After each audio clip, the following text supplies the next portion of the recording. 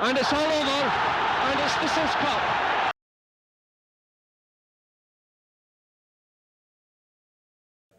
I think when David took over, when in the second division, he promoted other lads for the reserves and gave everybody a chance, and we romped the league. We just did well, and the fact that we reached we got promotion, everybody was looking forward to it. Just it was an exciting time. We had an absolute fantastic array of young talent that was. I was only 23 or 24.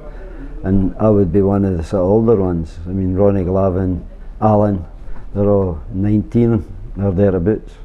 It was obviously exciting being back in the main division, but it was also worrying because we had quite a lot of young boys in the team.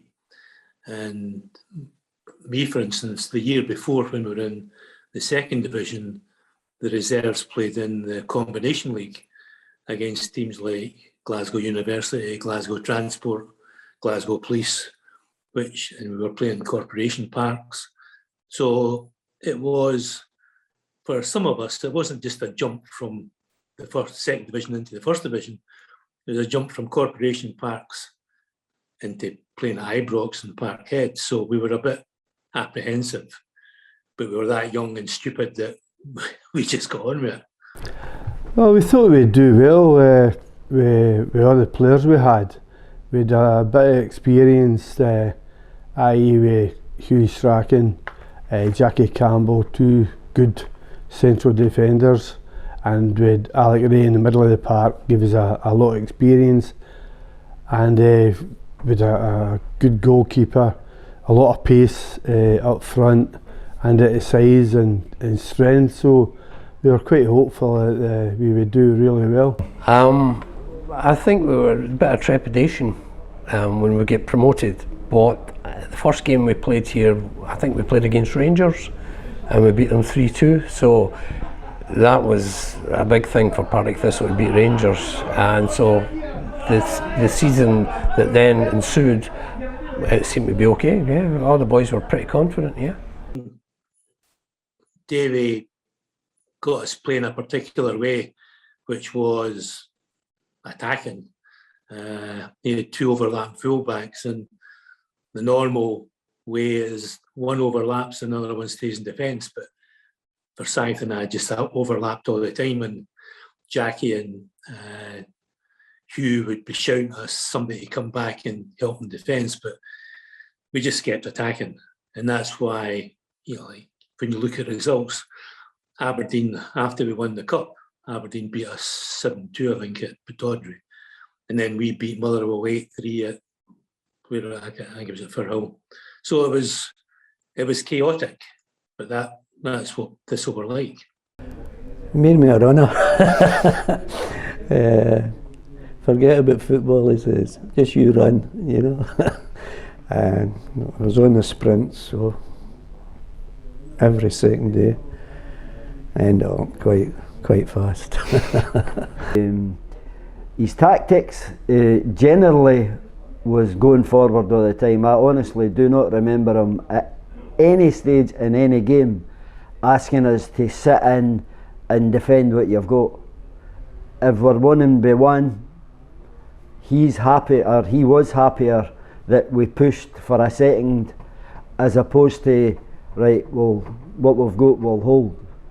So in terms of his management, first class, and he would be probably a wee bit ahead of his time in terms of football coaching football teams. Where I stayed in Bailison, so I used to get a lift in sometimes in the morning with one ex-Thistle player, Dan McClendon, and he used to pick me up at the lights at maybe 8:45, 9 o'clock in the morning.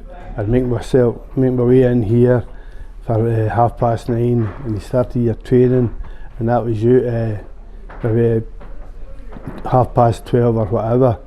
And I used to be always one of the last ones to leave the training pitch because I loved to do crossing and shooting all the time. I love scoring goals and shooting at into the goals and all that. So, and the training was good up at Caldercourt, and even I remember the groundsman Jimmy Davison.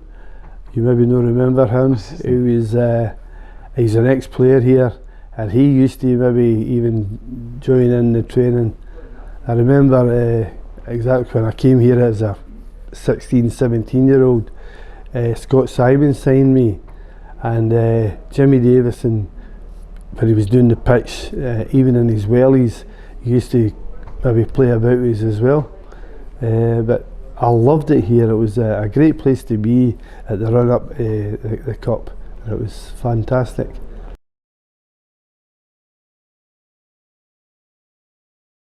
It was early days. I mean, obviously we were on a high for winning the league, and you know, we were all enthusiastic about getting the season started. But the group we were in wasn't a particularly hard group. No. You know, and we were confident because we're used to winning games. Yeah. And then we're having that draw, playing against teams who we'd probably played against the season before.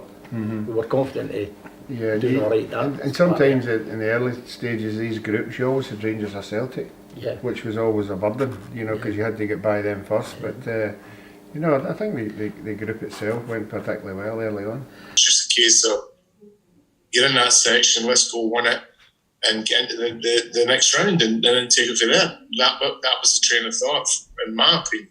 You know, I don't know what others were thinking, but that's how I felt things. That I didn't think about where you could go beyond that. You know, it's just let's get this sorted out, let's deal with this lot, and you know, move on to the next round if we can.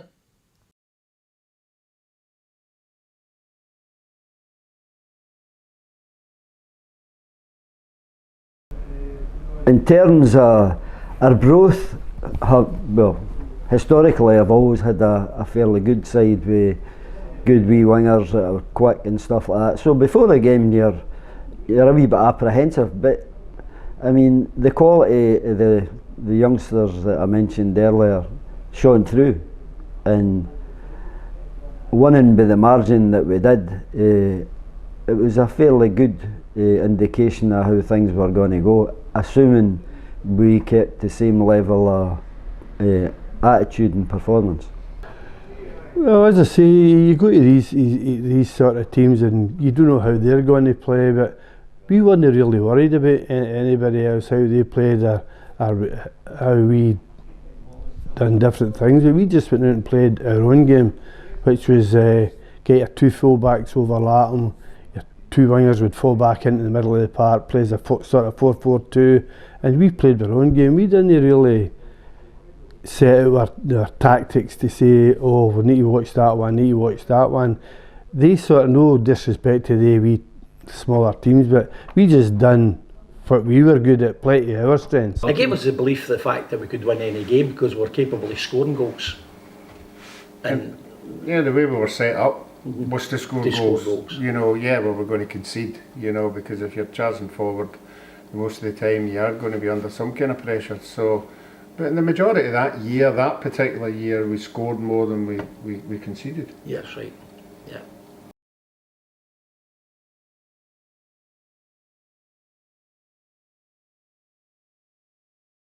No disrespect to Alloa or anything like that, but Partick Thistle were a much bigger club, team-wise, you know, full-time than the likes of Alloa. And as I say, that's no disrespect to Alloa, but you were expected to beat Alloa, you know, so we were expecting to beat them.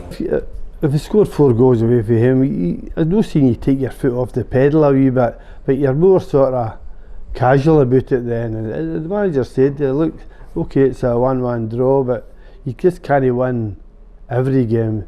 Games will come where you'll not play well on the day and players are off and all that, so you always get wee setbacks and all that, but the next game or two you get back into it again, away you go again. Well, it's we've completed the first part, so you're feeling good about that. A wee bit miffed that we were the ones who were playing an extra game more than anybody else. I think we could go further. I think the boys thought they could go further, you know. But Alloa gave us quite a tough game, funnily enough. After that game, there was we went to a hotel in no far from Alloa, and that was just for a wee sort of wind down and just a couple of an hour or so, just relaxation. But I'm sure Big Ruff and wee Jimmy Docherty, I'm sure the electricity in the place went out. Alan was an apprentice electrician. Now, I don't know what he done, but everybody was out of their bed, and as if it was a fire. I think it was a fire alarm. So it was. All these years ago. That's what I remember.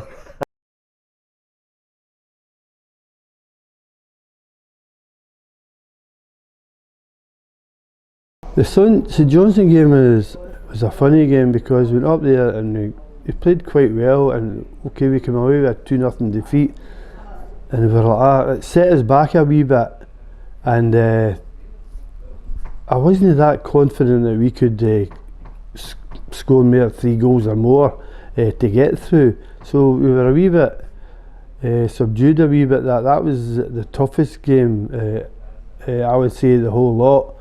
And it was a wee bit of worrying time there. That was our hardest game we'd come up against, because we were 2-0 down, and to get them back here, it was tough.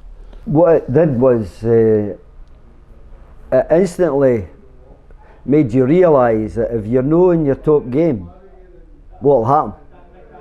Especially at that stage of the game. Although we didn't play that badly, as I recall, but they took chances where we didn't. So it wasn't the end of the world, but we had a serious task in the next leg. I think we played quite well at St Johnstone, but they scored a couple of goals, you know, against the run of play. So we thought we could maybe get it back at Firhill. And the Firhill game, I think everything went right for us at that time, you know. Every ball cross seemed to get into the net, so we won pretty easily.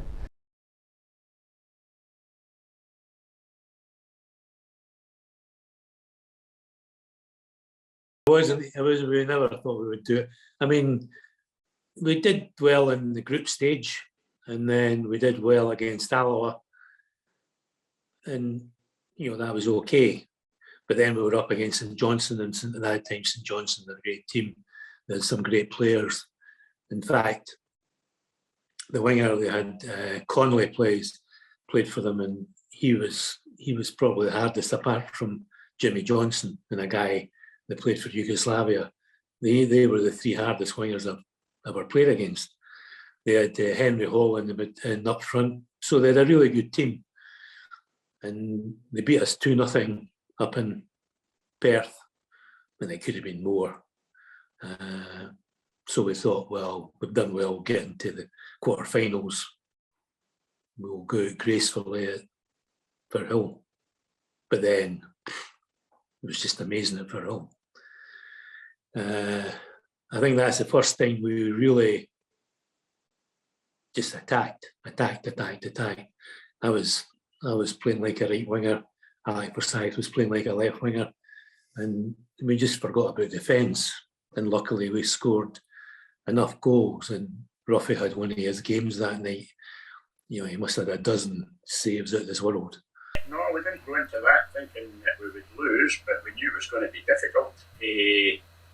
And as it turned out, we played well on the night. Can't remember too much. I think Jimmy Bowen would score a couple. I think certainly got one. In fact, if I can remember rightly, I probably denied Jimmy a hat-trick because he had put one going towards the net and I touched it before it went over the line. So I claimed that goal and Jimmy was robbed of a hat-trick. I think we believed we've got them back here that we would score goals. You know, because we were used to scoring goals. We had a bad night at St Johnstone, basically. Yeah. From that point of view, you know. Forwards weren't pulling their weight. It was left to the defenders. We didn't come up to scratch, you know. We played some great football that night against St Johnstone. Here? Here. Oh, we were To superb. finish 5, We gave them it. Because they were an experienced team. They were hard to play against. But we usually had their number in and around then, didn't we? Yeah, I think it was some atmosphere that night. I remember the crowd believed that we could win. Uh-huh. And I think when we scored, it just started. And after that game, I think we thought that, well, we could be doing something here, because the other team, well, then we get drawn against Falkirk, and we thought we'd beat Falkirk as well. So no, after the St Johnstone game, I think we thought that we were going to go further. Even then, we thought that was a great result, but we never thought we would get to the final. But we were drawn against Falkirk, and Alec Ferguson was playing for Falkirk, and we had a lot of good players. I think, in my mind, St Johnstone were a better team than Falkirk, but we were Partick, so we thought, well, we'll get knocked out eventually. We'll not get to the final. We'll get knocked out by Falkirk.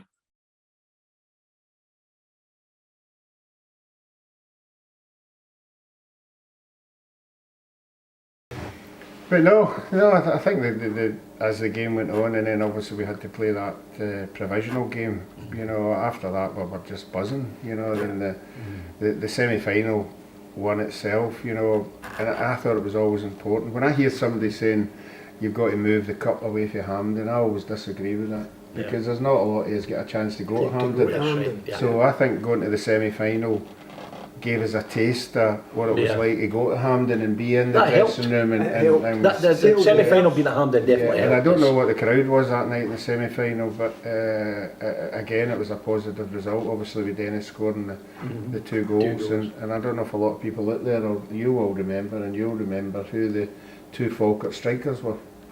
One was Ferguson. And Andy Roxburgh. Ferguson and Andy Roxburgh, and they were two tremendous strikers to come up against, you know. Yeah. So I think Sir Alec always remembers it, but he doesn't talk about it very much. We played with Andy here. Yes, that's right. We played with Andy Roxburgh here. We played with Andy Roxburgh, we played with Andy here. And on the night, it was quite a tight match. And just before the game, actually, I wasn't. Johnny Gibson had been playing fantastically. He was the number one winger out of the three of us. Bobby Laurie in the other wing. So I wasn't really expecting to play in the semi-final. But Johnny had got injured at the weekend, and he got his fitness test just before the game. And he said to Jackie Husband, I don't think I can play, Jackie. So David McParland, with half an hour before the kickoff, turned to me and said, Dennis, get stripped, you're playing.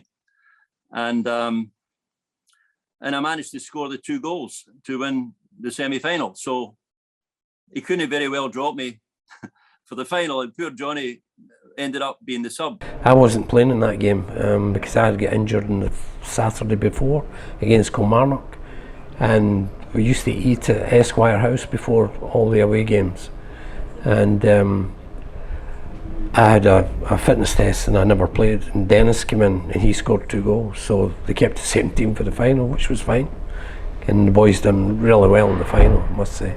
Great to go to Hampden, and I can remember Dennis McQuaid scored both goals, and I remember Andy Roxburgh, who had been at Thistle, and I was very friendly with Andy, had gone to Falkirk at the time. He played against us. Alec Ferguson, again a good side, John Markey, Wilson Hogan.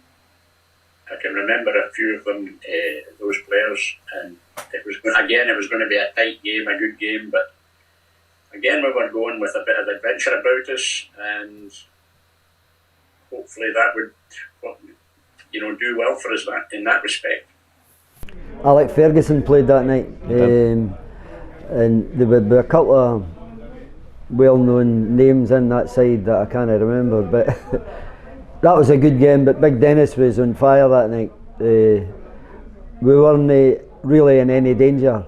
I can't remember when we scored the goals, but it was under control from start to finish, and 2-0 was an absolutely wonderful feeling, reaching the final. Well, we were part-time. Yeah, I was working, I was night shift until the Thursday night. Tell them what you did on the Thursday night. It just went and slept under the gaffer's table. In the shift? In the shift, I didn't supposed to be down the pit. There's an apprentice electrician all the way Monday, Tuesday, Thursday, and they said don't bother coming out on the Friday to go to the game. But then when again the gaffer just went in and said, "What are you doing here? Get your head down." Yeah. Just get your head down. Just go and sleep. While Jimmy was doing the pit, I was watching the Who and the Apollo. It's just different. What were you doing on Thursday night? I'd been in the house putting the 3 wins today. All right, I there helped you Jean go. put the 3 Good wins preparation today. that is. You know? 3 different preparations. But just doing normal things, And then or I do- things that you were used to do. Yeah, I'd been my work on a Friday, Aye. you know, in the office. That would be it. Per usual. We didn't do anything different. You know, we just did our training. There weren't any nerves or anything like that. You know, even though we've never been to a final like that. We just did our usual. Laughed and joked, and which is things we always done, you know. But the training was just about the same, you know.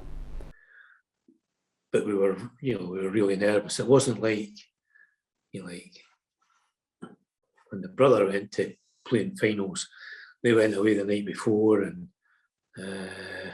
trained in the morning and, etc., etc. We trained at Partick on the Friday, and then on the Saturday, my wife and I got a bus from Tilbury to Stirling, a train from Stirling to Glasgow, a bus from Glasgow Queen Street to Firhill. So two buses and a train, no limousines, no. So it wasn't, it was a really special day, but the treatment or the pre-match was we went as usual to Firhill and we had a practice session, had lunch, and then went to Hampden. Went on the park, and Macari came up to us and said, "At least you'll get a runners-up medal," which was how they were treating it. They just thought, well, they'd been European champions 6 years in a row or something, league champions 6 years in a row. Then won the European Cup a few years before. We had just been promoted from the lower division, so they thought, we just have to turn up, which suited us because it was just amazing.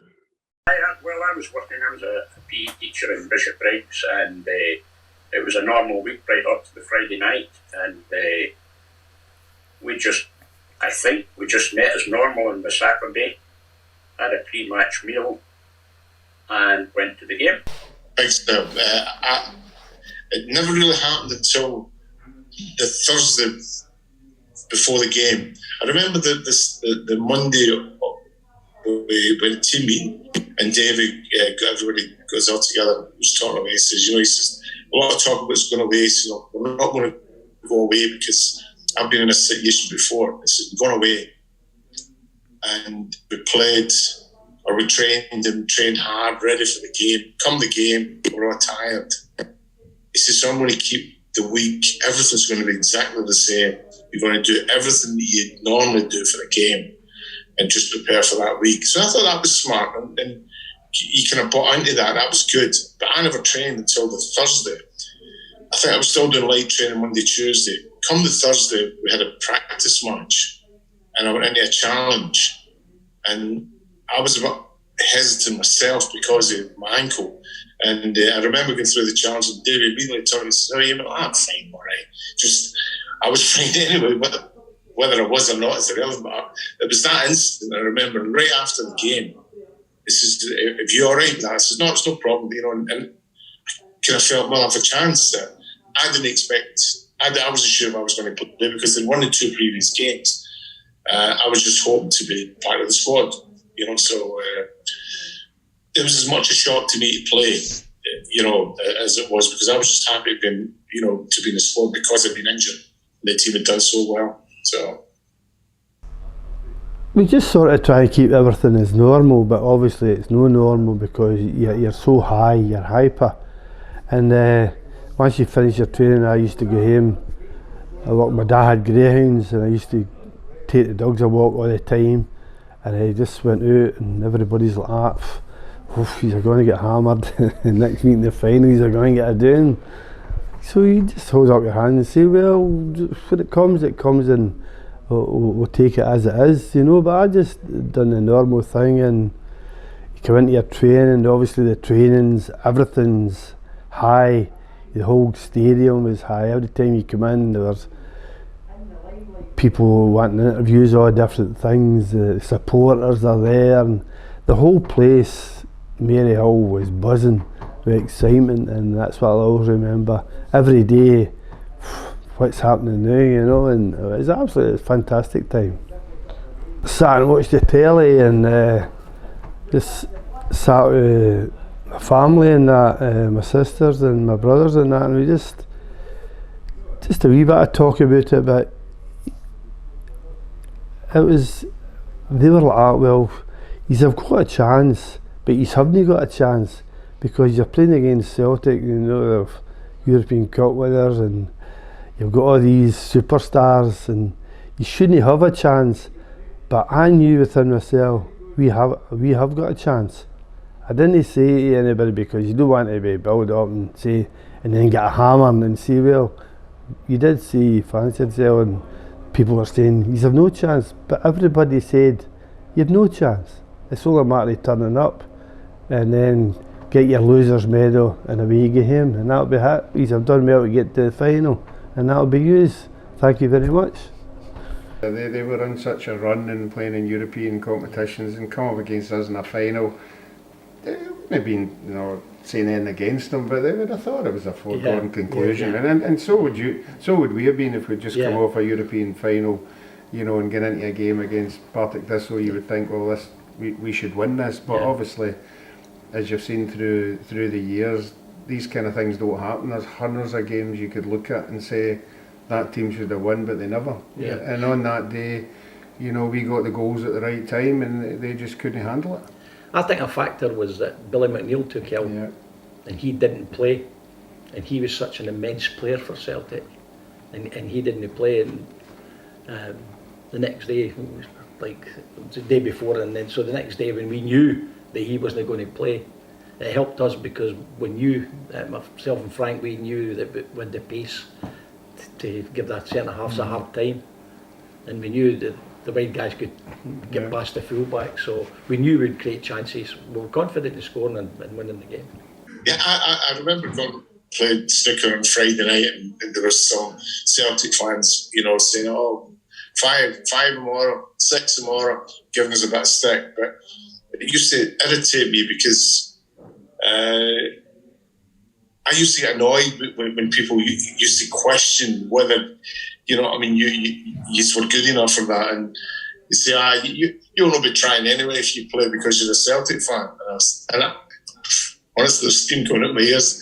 I said, just pay your money and see if I try or not. And that's, in a way, it was a kind of boost, you know, the fact that these kind of, that people would say things like that, but, you know, he's not good enough. You're not going to beat Celtic. You know, bear in mind, Celtic they'd reached finally the European Cup the year before, so, you know what I mean, there weren't any mugs, were they? So, no, it was a boost that we needed, and we'd had several run-ins with Celtic prior to that in the reserves, and there was no love lost there with anybody. You know, we were up for the challenge, big step. I stayed with my mum and dad at the time, Lincoln Avenue, and you know, my fate, I'll never forget this story that I always remember. That we used to meet pre-match at Esquire House, and I used to get the bus for Knightswood to Anniesland. I used to get the 11A bus, and I went down to get the bus to go to Anniesland, and when I'm standing in the bus queue, the bus came up, and the bus that I got on came from Drumchapel, and there was a lot of Celtic supporters on it. The bus was full of Celtic supporters going to the game, because nobody knew who I was. And I was just a young guy getting on the bus. So, and there was only one seat left in the bus, and it was up the stairs. So I sat down, and this Celtic guy beside me went, "Where are you away today?" I says, "I've got a game of football this afternoon." And he went, "All right," and we were just chatting. And he still didn't know, I hadn't a clue, I never said it in there. And just as I was getting off the bus, he said to me, "Well, all the best, son, I hope everything goes all right for you." And I'm going, "I think you better not be saying that at the end." But these wee things just happen, don't they? Oh, I did. Excited, obviously. Nervous that everything will go alright. I just done my normal day. I'd got my dad's grains, went out a walk 2 or 3 miles, came back in here on me in here, and it was just, you don't want to burn up all your excitement, all your energy, so I just try to be calm, you know, and that's what David McParland says, just be calm, we don't want to leave all your energy and the build up to it, all the excitement, and you come for the actual game and you can be drained. So just calm down, just be relaxed and try and chill out and get yourself ready for the game. We were not in awe of Celtic. Davy McParland used really great tactics to get us relaxed. He basically said, look guys, you cannot lose, you know. You're not expected to be here, but you deserve to be here.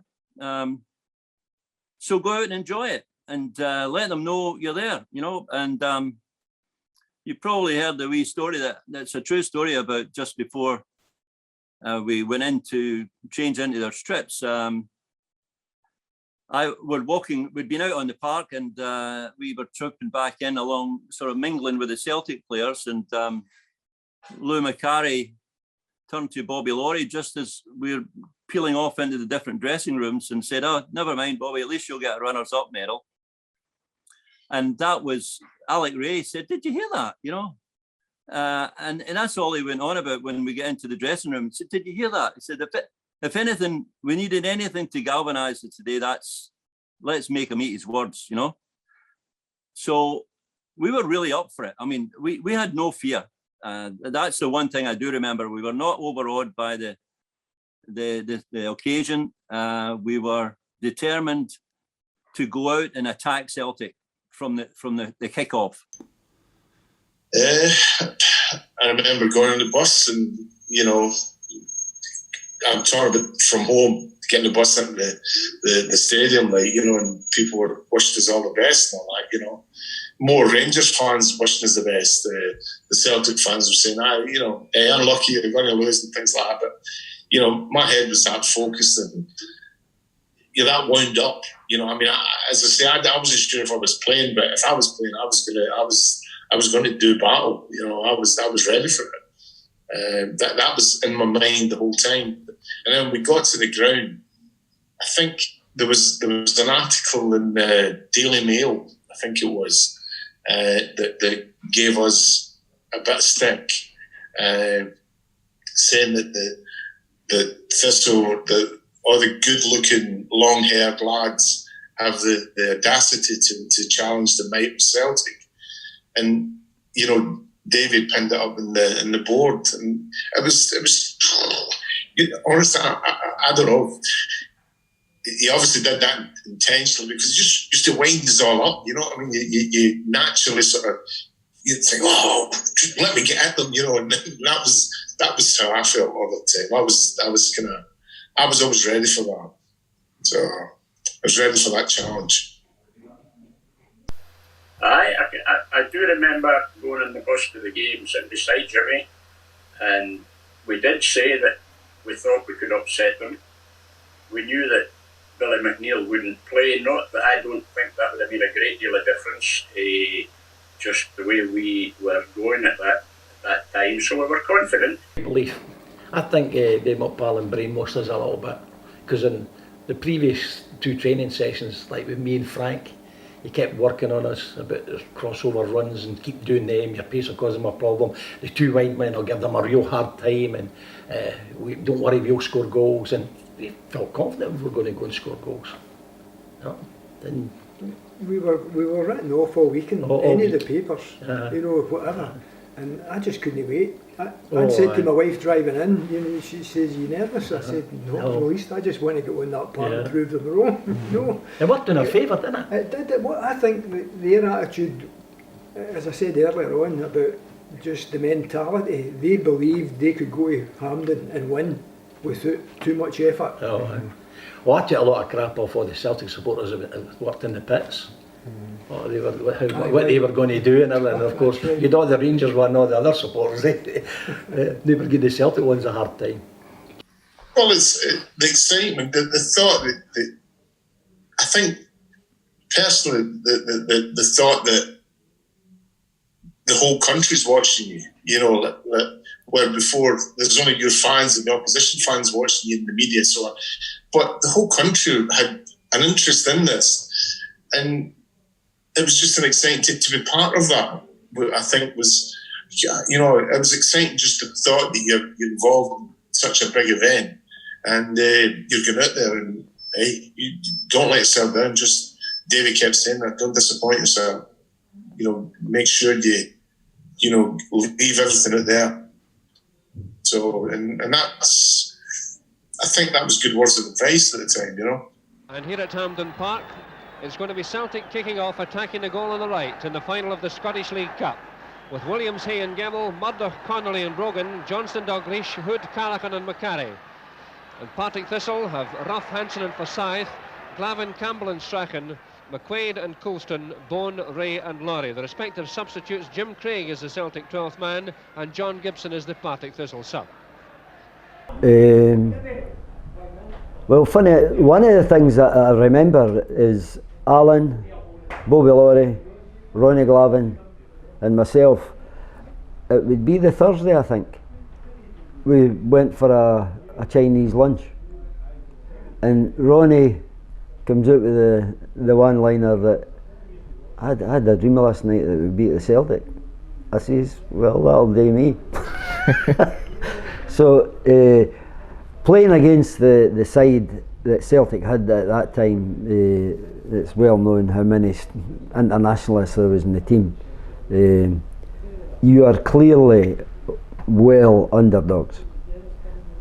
But we had skill on our side and there was no way that we were going to lose it by gifting the opposition the game.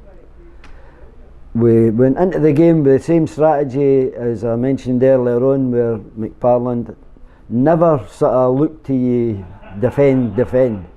So it basically says just go out and let them see what you can do. I mean, we had a really good attacking side and the space in Hampden suited us suited perfectly to the style of football. Brogan getting in a little bit of a tangle there. McQuaid a quick shot and it wasn't far away.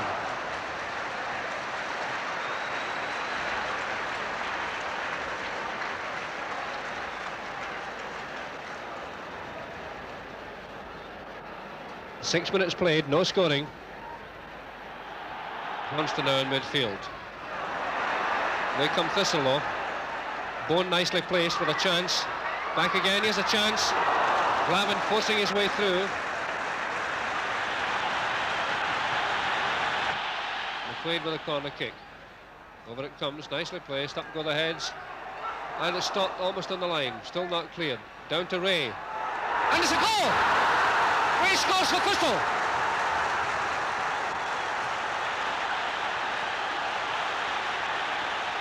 Exactly 10 minutes. Ronnie Glavin's tenacity won the corner. McQuaid's corner wasn't properly cleared. And Ray astutely lobbed the ball in under the corner of the crossbar and the post. So what a dream start for Thistle. Excitement, joy. We've scored a goal against the mighty Celtic that people say would never score. Great. Now we go again. So what a shock start to this League Cup final.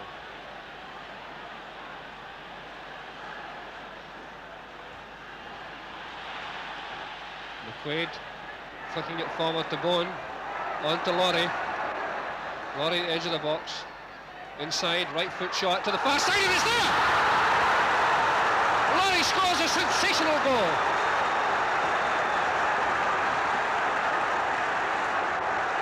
And look at those jubilant Thistle players. McQuaid started to move, finding Bone on to Laurie, who drew the ball back to his right foot. 2 goals in 5 minutes. Thistle lead 2-0. A few minutes later, 2. Fantastic. I thought to myself, we've got a wee chance here. You could do something here. Stop them scoring. As what happened, their best player went off injured, wee Jimmy, which was great. Johnston now for Celtic on the left. A bad tackle by Glavin. Bad tackle by Glavin on Johnston. Very fortunate not to be booked for that.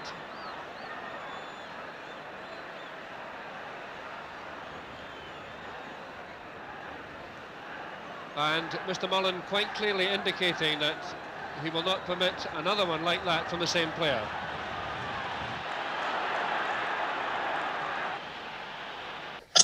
Just one of those situations, like, you know. Wee Jimmy was a world-class player, obviously. And, I mean, if you look back on some of his videos and you see what he was like, he kind of defied gravity at times. The way he would go one way, go back and go forward. People do their knees just try to keep up with him. You know, it just so happens. I was probably all wound up anyway. You know, I would have chased anything. I would have, you know, and if I thought that somebody was trying to take the mickey, I was after them anyway. You know, that's, and Jinky was, I wouldn't say he was trying to take the mickey, far from it, but he just naturally did things. And I just come flying in. And I certainly didn't mean to do what I did, but I meant to let him know I was there, obviously.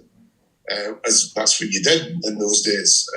Just unfortunately, I caught him in a bad way. So, which is just one of those things, it's part of the game. Carry infield, cut off by Campbell. Out to Colston, he's onside. Ray, the only other forward up. McQuaid making ground quickly on the left. Not a good cross, but not fully cleared. Brogan in trouble. Laurie with a corner. Up go the heads. It's chance for Thistle. McQuaid scores! Sensation. 30 minutes played and it's 3-0.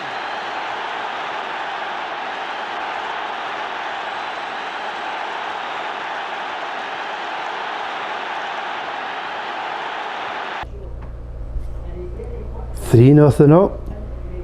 Oh, this is. We're going to win this.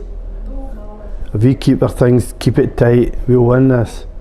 Then 4. I thought that they win it. I knew they win. We'd win it. I didn't think. I thought that way, but you keep it to yourself. Keep everything tight. Don't do nothing daft. Forsyth over the halfway line. Tremendous ball. Colston and McQuaid out in front. Bourne will need to get the ball to his right foot to get it across, I would think. Out in front to Laurie. Laurie chipping it across. McQuaid! Fantastic business going on in the goal here. What a sensation! Bourne and Colston again. Colston getting the outside of Gemmell. Free kick. And there's Glavin on the just over the goal line. He managed to limp off there. And there's the free kick situation. Laurie coming across to take it. The tall figure of Dennis McQuaid going into the centre of the field. Celtic marshalling their forces. Taken by Laurie. In comes Bourne. Walks the ball into the net. It's 4-0.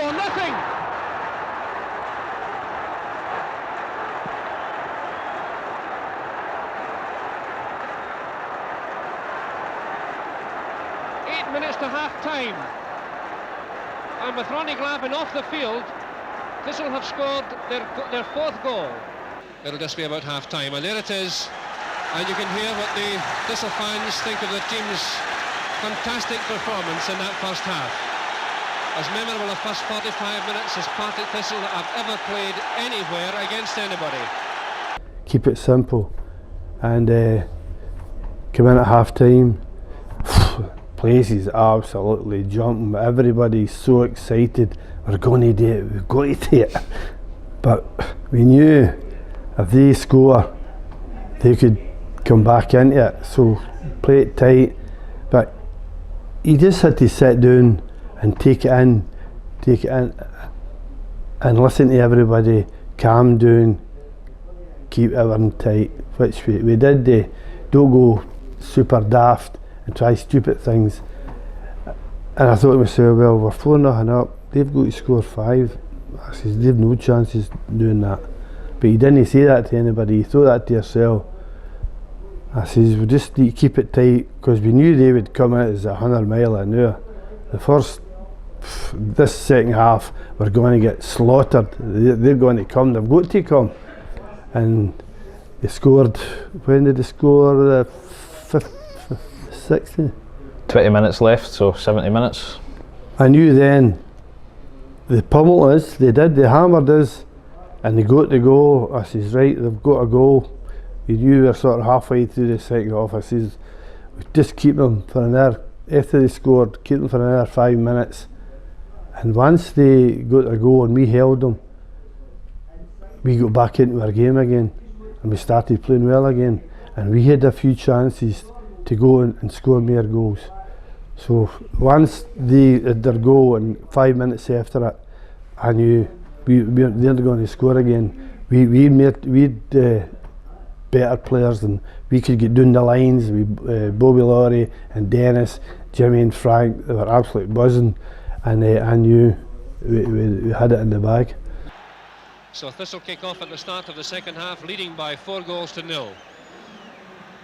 Tremendous first half, in which they played really well. In the first half, Celtic were very unlucky to lose Jimmy Johnson so early in the match with a leg injury. But look at Thistle on the attack again. McQuaid trying a long one, and it's not far away. Well, I think we went out in the second half with the same approach. I don't think we went in and thought, oh, hey, wait a minute, they'll maybe get 5 against us. From what I can remember, I think we went out and attacked them again. Certainly taken more in the game, but we were still prepared to go at them. I mean, it was 2 attacking teams, Craig, and that was great, the football in those days. Attack-minded, and there you go. Headed down by McCarry. Here's a chance for McCarry now. Out in front, and it must be a goal. Dalglish scores. We actually just continued the way we left off. I nearly scored within a minute of the second half starting, after a great move started by Bobby Laurie and Frank Coulson, and I left-footed it just outside the stanchion. It would have been some goal, but we just kept doing what we were doing. But the McParland had said to us, if you can contain them for the first 15 minutes, we've won. So just be very tight. Don't give anything away, and keep the pressure on. And we did. They scored with about 20 minutes to go, I think, 25 minutes to go. And then he brought on wee Gibby to slow the pace down, take the ball for a walk, as he would say. And him and Alec Forsyth were fantastic, doing that. They took the ball up to the corner flag and were playing, piggy in the middle with the Celtic to keeping the ball off them, just to try and get the time, use up the time. And it worked. So, but I have to say the Celtic players and management were very, very gracious in defeat. They were congratulated all of us, and no recriminations or anything. No complaints. Even Jock Steen came into the dressing room after the game, said, "You deserve to win, boys. Well done," and just popped his head in the door. And it was really a very big thing to do, much appreciated. So with Big Ruffy, brilliant. He made the saves when he needed to be. He was there. 2 centre halves, as say, Jackie Campbell. I would say the most underrated centre half in Scotland at that time was Jackie Campbell, and we had one of the best wingers in Scotland, very underrated as well, was Bobby Laurie. I would say we had the 2 most underrated players in Scotland was Jackie Campbell and Bobby Laurie playing for us. They were absolutely brilliant, and once we got by that 5 minutes, I knew it, we were lifting this trophy. We were really, really nervous, and it was the biggest thing that any of us had ever done. Even the older players, they had never done anything like this before. So, the two things I remember is the referee blew for half time, and none of us wanted to go in because we thought if we go in, Celtic will get a chance to reorganise, and then they'll come out and they'll beat us 5-4.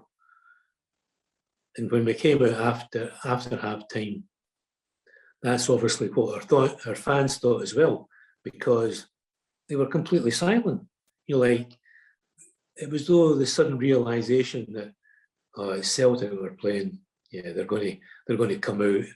They'll see sense and they'll beat us 5-4. So our fans, because they all doing one end, and they were completely silent until about 12 minutes to go, and then they thought, well, even Thistle can't get beat 5-4 with 12 minutes to go, and that's when we started to relax a bit. But until then, it was like, when they scored their goal, I thought, it's not going to be good. How are we ever going to face people being 4-1 up and getting beat? But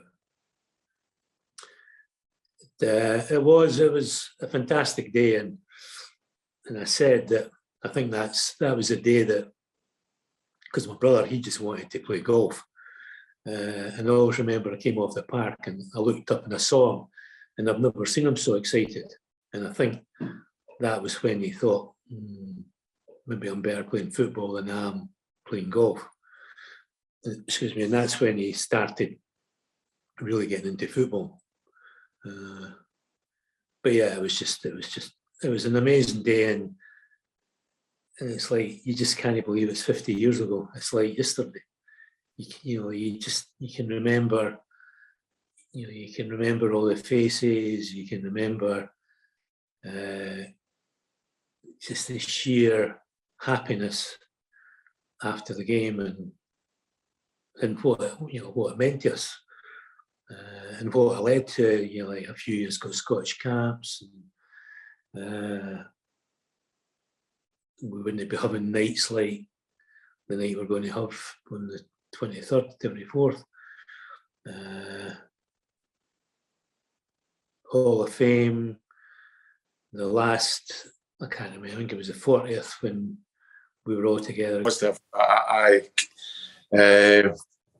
There's some things that everybody I'm sure remembers something different, but one of the things that we were quite I don't think it was frightened or not necessarily like nervous. I think it was we're all tense and ready to go, and I think the experienced players in the team were particularly Hugh Strachan. He was a very calm influence on everybody, and we tended to look. I certainly listened a lot to Hugh Strachan and Jackie Campbell and Frank Coulson. But I think there's one man that that tends to be overlooked, and who was the club captain, Alex Ray. And I think Alex was a kind of inspirational character, and probably a bit unfortunate. I wouldn't say unfortunate, he wasn't a guy who gained the headlines and things like that, but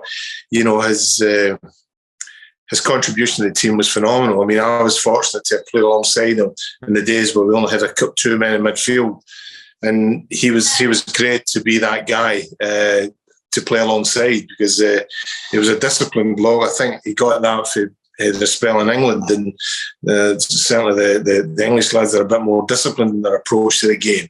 And Alex had that in abundance. He never reneged a challenge. He was always strong in the tackle, and he just did the simple things, well. He just played the game.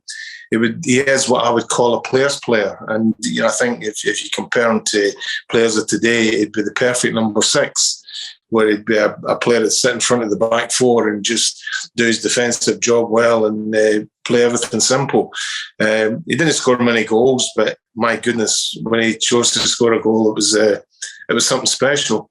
I don't think it'll be a goal that he'll ever forget for the rest of his life. So that was good for somebody like him to score a goal like that, which set everything on the way for us. So it was fantastic, really. Driving himself forward. Through to Connolly. Connolly trying a long shot. And it's all over. And it's Thistle's Cup. Celtic. Sporting losers. Handshakes all round.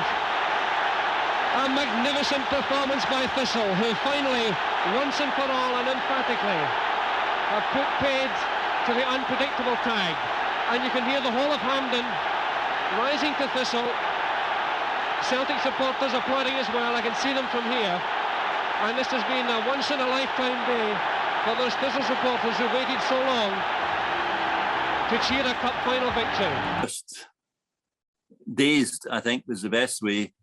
And then once we get into the dressing room and we had, I wouldn't say champagne, it was probably pomade or something, flowing, you know, a few drinks and everybody singing and everything. It was just, it was lovely. It was a great feeling. Nothing like it with your mates, you know, celebrating with your mates. And we did it all together, and everybody played their part that day. It was Alan had a lot of saves in the second half. Hardly had anything to do in the first half, but he did a lot of good stuff in the second half to just keep the lid on Celtic, because they were very capable of scoring half a dozen goals. I mean, 2 weeks after the cup final, they beat us at 5-1 at Firhill, remember? But who cares? You know, we have the cup. And but they sort of made a point that day, but then again we beat Motherwell 8-2 or 8-3 about 2 weeks later. So no, it was a great celebration after the match. Feeling, just couldn't believe it. The crowd, I think even the Celtic supporters were clapping us, to be honest. They couldn't believe it. Obviously, you're a Celtic supporter, you must think, is this really happening? And the Thistle supporters, this can't be true. We're 4-0 up at half time, this is only a dream. And they must have felt great, because we just couldn't believe it. We'd won in a manner and the way we'd done it. That was the thing. I mean, you look at their team and you look at our team, you're like, how can Partick Thistle, with all that team, no young boys, all boys, play so well in the day and get a result against the mighty Celtic at that team? It shouldn't happen, and it did happen. First of all, congratulations on what was a magnificent victory. Did you really feel the underdogs today when you drove up to Hampden in the bus? Well, the bookies had made us underdogs, but as I say, we had nothing to lose and everything to gain. We shall not be moved. The things I remember, that obviously there wasn't a proper bus to come and pick us up. You know, everybody got an open deck bus. They all went up on the top of the cup, and you let all the fans see it. We had a single with a wee skyline thing, and I think it was John Hansen that said we need to get the cup out so the supporters can see it, and he opened this, what do they call these, the skylights, and he's hanging out the side of this thing with the cup, you know, and of course he couldn't get the cup out, it was that big. And then obviously we go back here and there was a castle he was getting in, there was no key to get in, and we all get changed here eventually, and we went down the town to a hotel. We had a right good night. We did have a good night. I think we had a very good night. I remember you were married then. I was single and I wasn't going out with anybody. I had to phone a lassie from my school to take her to the do. And when we got after it, I don't remember speaking to her. I honestly don't. I don't remember. You spent half the time with my wife and you're getting photographs. That's another story. We're in celebrating, obviously the cup's come round.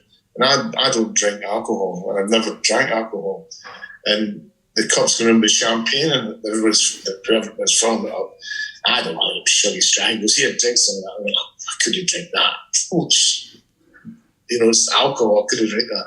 You've got to drink here, drink. Anyway, I took a drink, it was the worst. It was like drinking vinegar. But anyway, by the time I put it down, honest to God, my head was spinning. I thought I was going to fall on the deck. It was just that bad. And that was just a big swing of that champagne. So when you see the photographs of me, all you can see is my eyes are glazed at the time, like, you know. So I just wasn't used to that. But, you're just happy, you know what I mean? Just a happy occasion. The whole thing was everybody's singing and celebrating. It was great, just unique. You got to savour those kind of moments. You don't appreciate it at the time. You got to savour them though. I mean, I was doing maths and French at University of Glasgow, and it was a normal week with lectures, you know. And the same thing after the final. I went into university the Monday after it, and the professor Whitelaw said, you know, we've got somebody that did something over the weekend, Dennis, and they all stood up and gave me a big clap. But I was still 20, so I was in my second or third year at university. I used to go to university during the day, and then I could get the car over to Firhill in about 10 minutes. It was easy from Glasgow Uni. Well, I can't remember too much about that night, I don't suppose. Too much alcohol. But it was good. We enjoyed ourselves. And for a few days afterwards, I suppose, there was always a bit of hype about it. The press wanted to speak to you, take photographs, of course. But we had to come down to earth because, again, if I can remember, we had a game in midweek at Dundee, and then we had to go to Aberdeen on the Saturday. And the full-timers, well, I was a part-timer working, so was Jimmy. Jackie Campbell would be a part-timer, I'm sure. There were 3 or 4 of us were part-timers, so we still had our work. And I think the full-timers, when the squad went up to Dundee in advance, and we travelled up later to play, and they went on, this might be right or wrong, I can't remember, I think they went on to Aberdeen.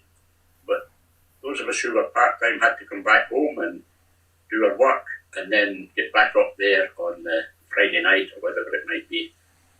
So, and the Aberdeen score was not good. The Dundee was okay, I think we drew, but Aberdeen was a bit of a whacking, if I remember.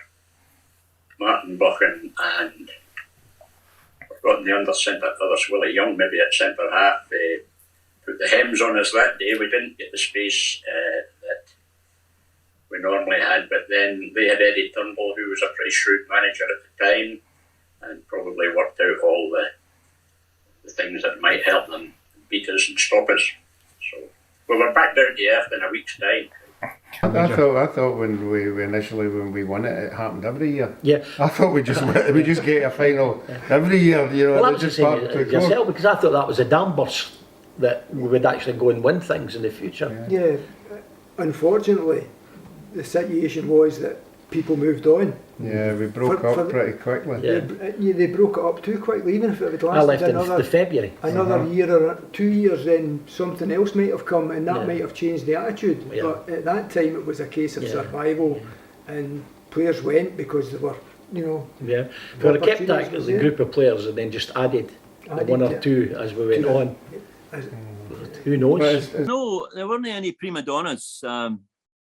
The only we Gibby would, you know, he was a style, you know, Mr. Style, but he wasn't a prima donna in terms of I'm a better player than anybody here sort of stuff. Everybody, we had a lot of talent in the team. I mean, if you look, Tommy Docherty, who'd been watching us from about the quarterfinals, he watched it. He saw us playing against Kilmarnock. He saw us in the semi-final, and I only know this from doing my own research on that year.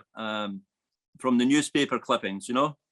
So he was watching us as a young team with a lot of talented players that he wanted to nurture for the Scotland team. So, as you know, we had Ronnie Glavin, Alec Forsyth, John Hanson, myself, Jimmy Bone, all got under 23 or league caps, and I was lucky enough with John Hanson to be picked to go over to Brazil with the full squad. So, and I was in the full squad a few times. Never got a game, but I got to be substitute at the Maracana in front of 130,000 people, which isn't too bad, for a 20-year-old. So it was just an amazing for Partick Thistle to have 5 players in an international squad, and half of us were part-time. I was at uni, Jimmy was working, Jackie Campbell was a project manager, Hugh Strachan was a builder.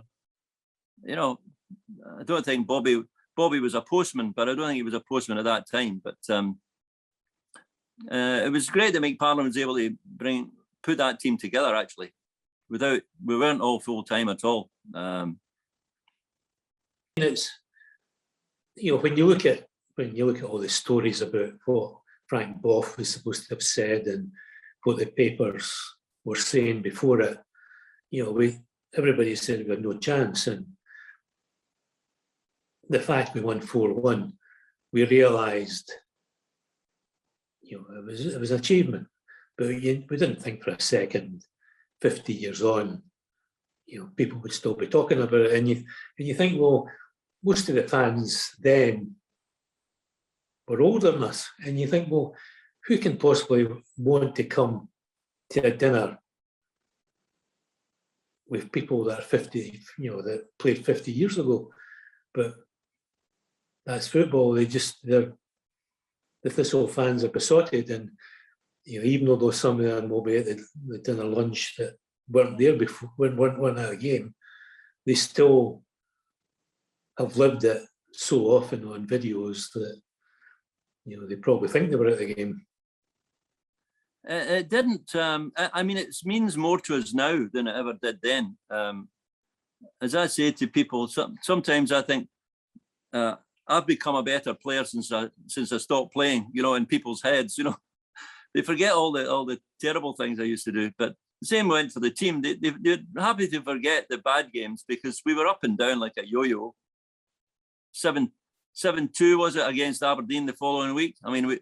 We were after the Celtic game we played Dundee United at Dundee at Dens Park and drew nothing each, and then played golf on Thursday and Friday at Blairgowrie, and then we had Aberdeen on the Saturday. They tore us to shreds, But then 2 weeks after the final, we're back at Firhill in front of Dundee United.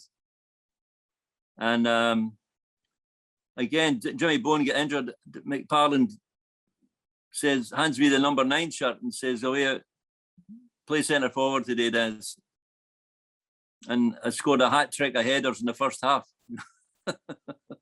That's why people came to watch Thistle, because you never knew what was going to happen. You never knew. I think so. No, I didn't sink into folks stop you in the street and things like that, Even now, 50 years later, they're still stopping you in the street, how big an achievement it was, No, it feels really good. It's amazing because, as I say, we have this fish and chip place in Callander, and it's amazing the amount of people that will come in and ask.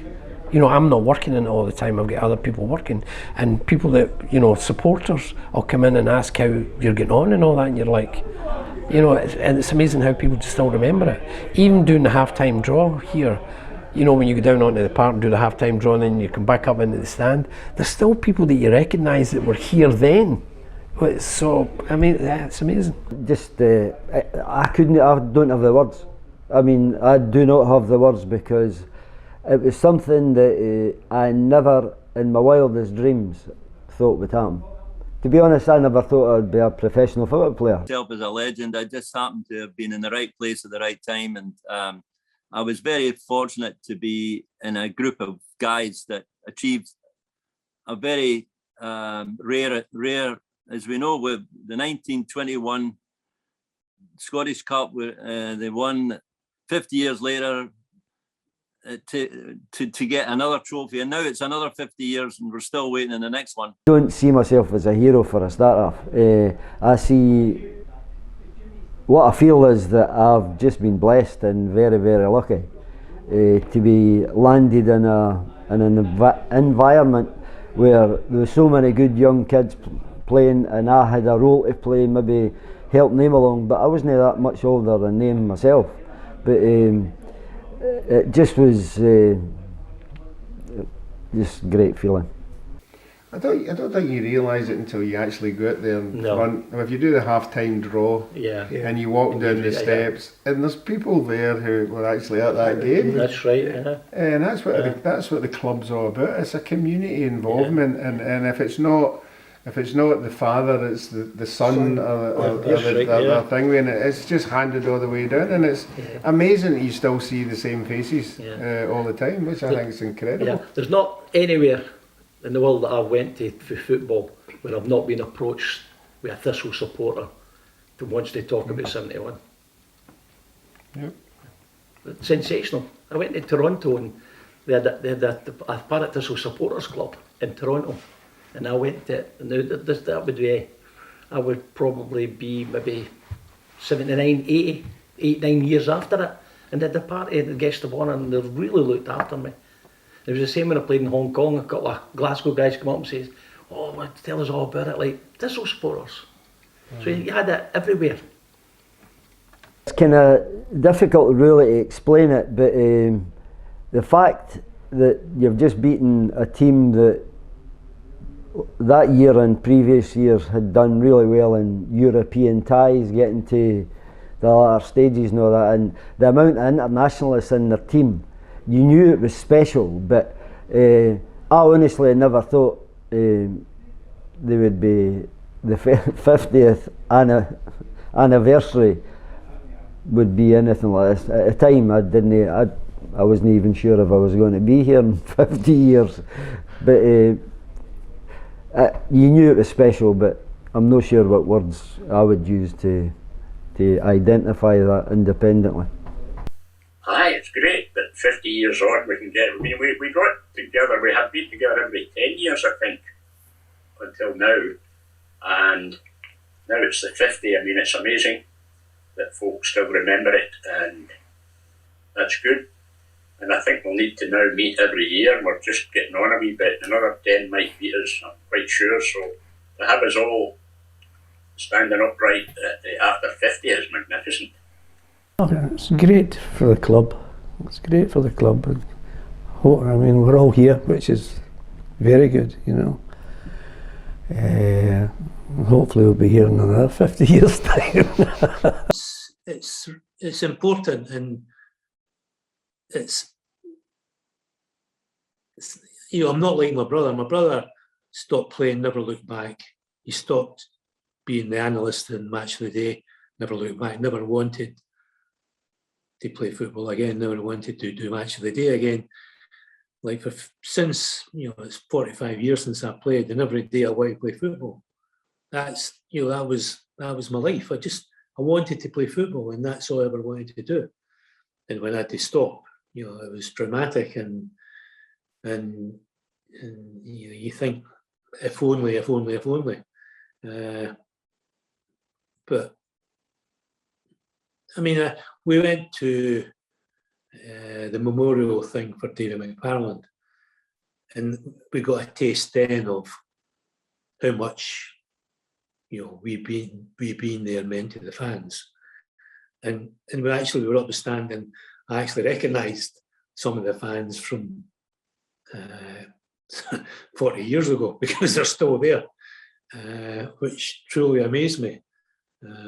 But yeah, it is, and you know, there'll probably be tears in a lot of our eyes when we go to the game on the Saturday and go to the lunch on the Sunday,